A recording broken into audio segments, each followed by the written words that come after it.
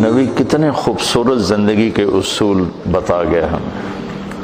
لقد کان لکم فی رسول اللہ اسوۃ حسن. اور لقد یہاں جب لام بھی تاکید کا قد بھی تاکید کا جب دو اکٹھے ہوتے ہیں تو قسم کا معنی بنتا. تو اللہ تعالیٰ قسم اٹھا کے فرما رہے ہیں لکم تمہارے نفع کے لیے. تو یہ نفع والا لام ہے کہ تمہارے نفع کے لیے ہے، اسے خاص طور پر تمہارے لیے کہا جا رہا ہے. فی رسول اللہ اسوۃ حسنہ. ایک اسوہ کا مطلب ہے نمونہ. حسنہ کی جگہ کاملہ کا لفظ بھی آ سکتا ہے کہ مکمل نمونہ ہے. مکمل کا لفظ ہیوی ہے، حسنہ کا لفظ پرکشش ہے، خوبصورت. تو خوبصورتی ہر انسان کی کمزوری ہے. ہر انسان مرد ہو یا عورت، بچہ ہو یا بچی ہو، خوبصورتی کی طرف کھنچ جاتا ہے. وہ کسی رنگ میں بھی حسن ہو تو انسان اس کا دیوانہ بن جاتا ہے. ایران کے بادشاہ نے ایک شعر کہا، درے ابلک کسے کم دید ابوت. ابلک موتی کبھی کسی نے دیکھا ہے؟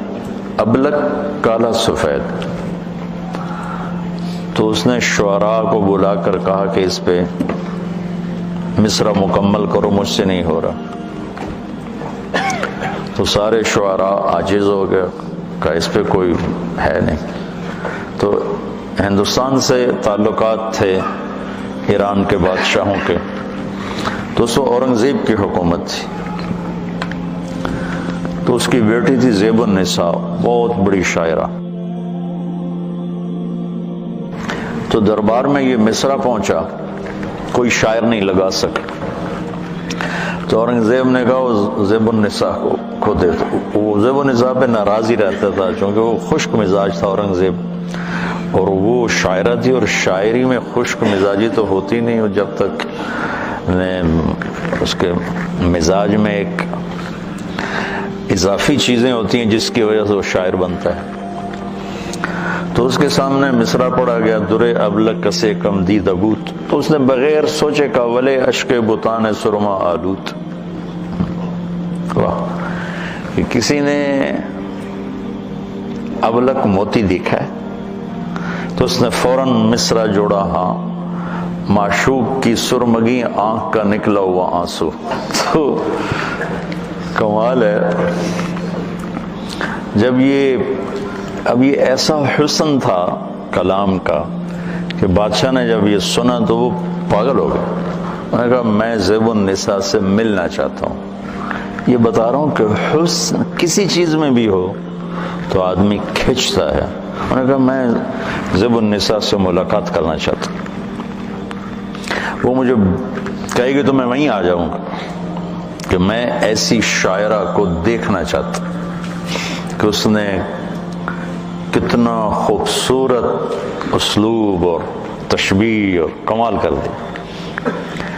تو زیب النساء نے پھر شعر لکھ کر بھیجا، در سخن من مخفی منم چون بوئے گل در برگ گل. میں اپنے کلام میں اس طرح پوشیدہ ہوں جیسے پھول میں خوشبو پوشیدہ ہوتی. ہر کے دیدن میل دارد در سخن بیند مرا. جسے مجھے دیکھنے کا شوق ہے وہ مجھے میرے کلام میں دیکھ لے. ہر کے خواہی میل دیدن، ہر کے خواہی میل دارد در سخن بیند مراد. فارسی بھول بھلیاں ہو گئی، اتنی پڑھی بھی نہیں تھی. ہر کے خواہی میل دارد در سخن بیند مراد. جو چاہتا ہے کہ میں دیکھوں تو مجھے میرے کلام میں دیکھ لے. میں نے ایک چھوٹی سی مثال دی ایسی اچانک. تو انسانی فطرت ہے کہ خوبصورتی اس کو پکڑ لیتی ہے. تو میں قربان جاؤں، اللہ نے کہا تمہارے لیے حسین ترین اگر زندگی گزارنا چاہتے ہو تو میرا نبی ہی نمونہ ہے. چونکہ ایک ہے زندگی خوبصورت ہو، ایک ہے اسباب زندگی خوبصورت ہو، کپڑا ایسا ہو، سواری ایسی ہو، گھر ایسا ہو، برتن ایسا ہو. یہ تو اس کا علم تو ہمیں معلوم، لیکن زندگی خوبصورت ہو یہ علم ہم نہیں جانتے. اس اللہ کے پاس ہے، اور اللہ کے بعد پھر اللہ کے محبوب پہ اتارا گیا. ما ينطق عن الهوى ان هو الا وحی یوحی. تو ایک ہماری کمزوری ہے حسن پرستی.